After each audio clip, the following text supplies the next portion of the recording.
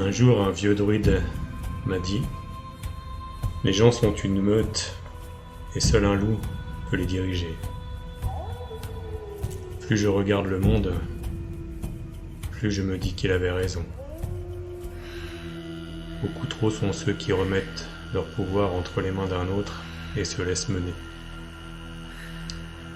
Ils n'ont, semble-t-il, ni la volonté ni la faculté d'être maîtres de leur existence, et ils préfèrent abandonner cette responsabilité. Pour ma part, j'ai choisi une toute autre voie. Et si toi tu renonces à ton pouvoir, réjouis-toi alors qu'un loup te dirige. Mais assure-toi qu'il est réellement un loup. Le loup qui mène la meute n'a pas d'intérêt ni de dessein propre. Il en est à l'origine, il la structure, il la guide, il veille à sa descendance, à son approvisionnement, sa protection, sa survie et son déploiement. Quant à son pouvoir, il n'est pas un choix ni une ambition. C'est la nature de sa posture. Il est le garant de son groupe familial.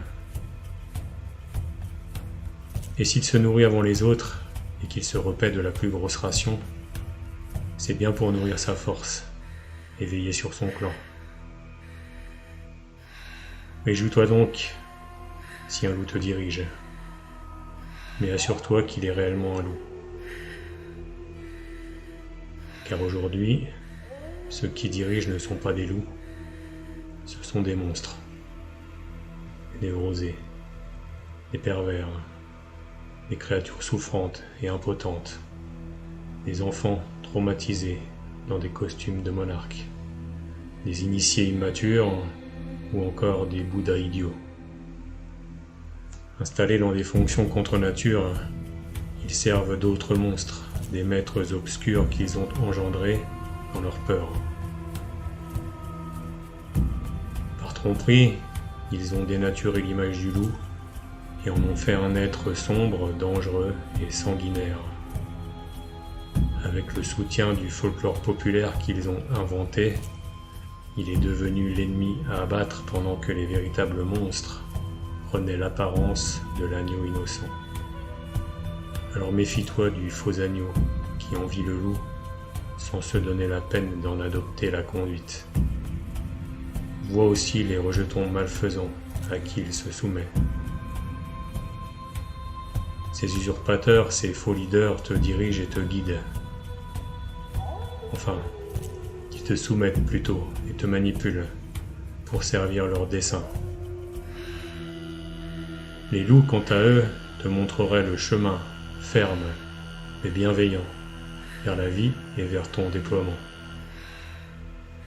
Méfie-toi donc et assure-toi bien que c'est un loup qui te dirige.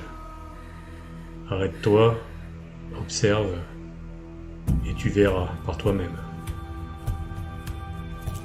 Vautré dans la luxure et loin des siens, tu ne trouveras pas le loup.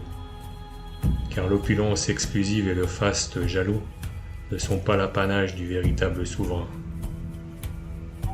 Tu le reconnaîtras, l'authentique meneur, car il se repose à même la terre avec ses semblables et il marche dans la tempête hivernale avec sa meute. Alors si tu le cherches, tu trouveras ce véritable guide parmi les siens et sa demeure sera identique à la tienne.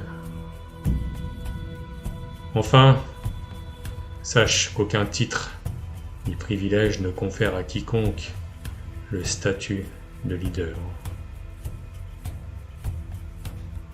Le meneur, dans sa posture souveraine et sa dévotion envers ceux qu'il guide, est la force qui garantit la cohésion de la communauté et l'expression de chacun.